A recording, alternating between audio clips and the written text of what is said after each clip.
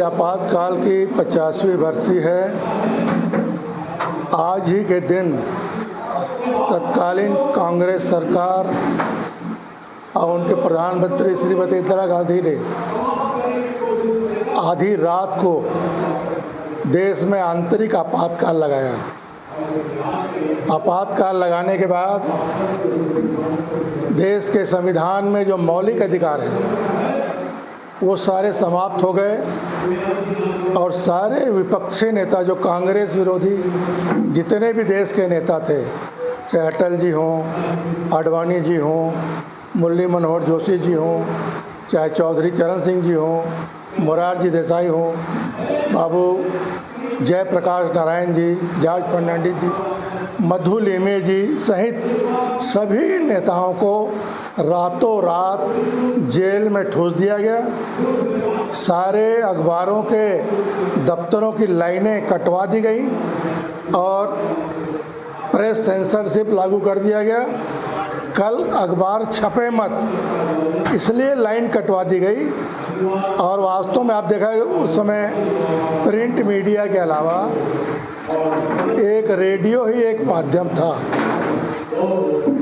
जिससे समाचार लोगों को सुनने मिलता था, लेकिन उस समय सबके पास रेडियो भी नहीं होता था, लोग समाचार नहीं सुन पाते थे। लेकिन दूसरे दिन जब लोगों को पता चला कि इंदिरा जी ने आपातकाल लगा दिया है तो ये बहुत बड़ा एक प्रकार से इस देश के लिए वज्रपात था।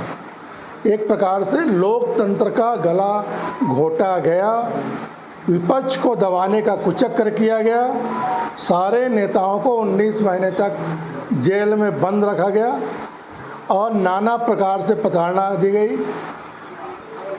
जो कुंवारे थे, जिनकी शादी नहीं हुई थी, ऐसे नौजवानों के भी नसबंदी उस दरमियान की गई। सारे मौलिक अधिकार छीन लिए गए थे और इस अत्याचार की पराकाष्ठा की वजह से आज हम नई पीढ़ी को याद दिलाना चाहते हैं कि पूर्ववर्ती कांग्रेस सरकारों ने किस प्रकार से देश के ऊपर जुल्म किया है। और श्रीमती इंदिरा गांधी ने इलाहाबाद हाई कोर्ट में उनके खिलाफ जो याचिका लगी थी वो याचिका स्वीकृत हो गई और उसके रायबरेली के निर्वाचन को रद्द कर दिया गया। और इसके कारण बौखलाकर उसने लोकतंत्र का गला घोटा और अपने पद को बरकरार रखने के लिए उन्होंने सारे संविधान में फेरबदल किए। हाई कोर्ट के आदेश के बाद भी जबकि उनको इस्तीफा देना चाहिए था, पद से हटना चाहिए था, लेकिन पद से हटने के बजाय उन्होंने देश में आपातकाल थोप दिया। इसके और वही कांग्रेस आज संविधान की दुहाई दे रही है, संविधान के बचाव का आंदोलन कर रही है।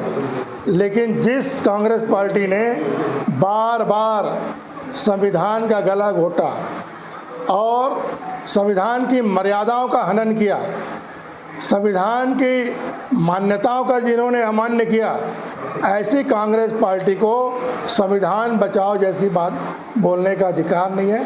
लेकिन जनता को गुमराह करने के लिए और अपनी खोई हुई प्रतिष्ठा को फिर से वापस लाने के लिए अब लगातार एक नया नैरेटिव तैयार करके कि भारतीय जनता पार्टी की सरकार संविधान को नहीं मान रही है, संविधान को ख़त्म कर रही है, आरक्षण को ख़त्म करने वाली है, इस प्रकार का एक नैरेटिव तैयार कर भाजपा के खिलाफ वातावरण बनाने में लगी है। लेकिन हमारे देश की जनता बहुत जागरूक है, विवेकवान है और सारी परिस्थितियों को समझती है कि संविधान के असली रक्षक कौन है, संविधान के असली हिमायती कौन है और संविधान निर्माता डॉक्टर अंबेडकर जी के प्रति किस पार्टी के अंदर लोगों को सम्मान है।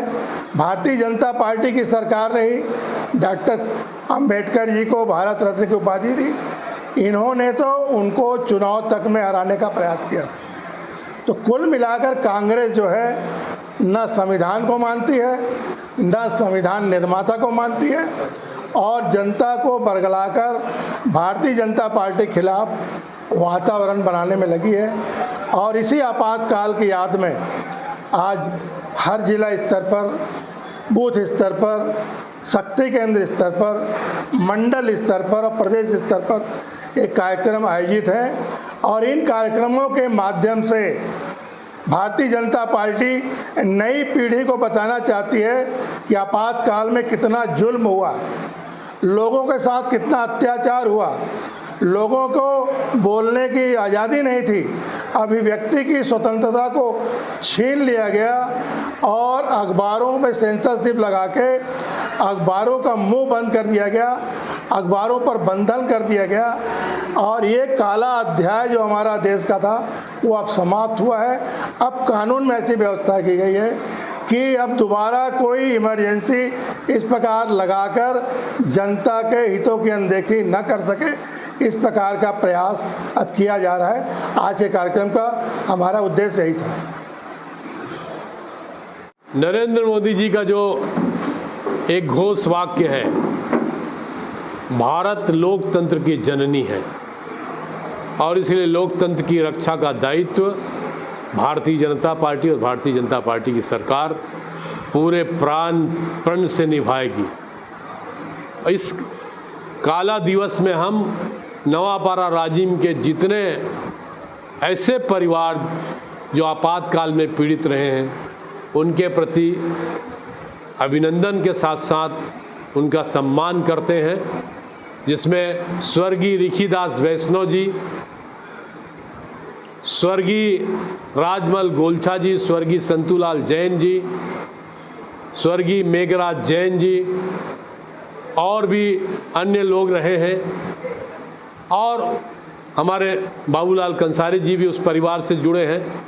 ऐसे महानुभाव का यहाँ पर भारतीय जनता पार्टी ने सम्मान किया इस जिला स्तरीय कार्यक्रम में और पूरे कार्यकर्ताओं और जनता के लिए यहाँ पर एक प्रदर्शनी आयोजित किया, जिसमें किन नेताओं ने किन किन बातों को उल्लेख किया है।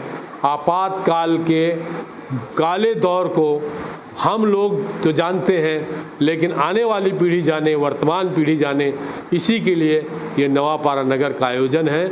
इस आयोजन में आप सबने सहभागिता दी, खासकर मीडिया के मित्रों ने, जो इस बात के साक्षी रहे हैं कि उस समय संपादकीय जो कॉलम हुआ करता था उसको खाली छोड़ना पड़ता था, क्योंकि एक शब्द भी आपने लिख दिया तो जेल जाना पड़ता है। ऐसे कई पत्रकार पीड़ित रहे हैं।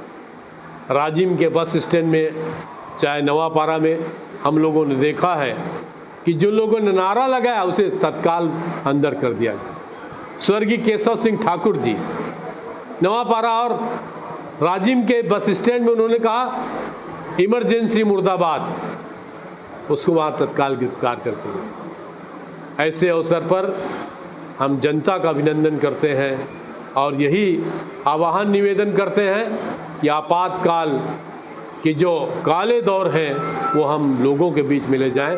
इतना ही आज क्या ये अभिष्ट है। इसमें हमारे जिलाध्यक्ष जी हैं, विधायक जी हैं, बजाज जी ने आपसे बातचीत की है, शिवशंकर वर्मा जी वरिष्ठ नेता हैं, हमारे चंदू भाई को तो स्वागत सम्मान हुआ है, हमारे बंधु हैं संदीप जी, हमारे साथी जिला के साथीगण हैं और आप सब हैं। आप सबको नमस्कार, धन्यवाद।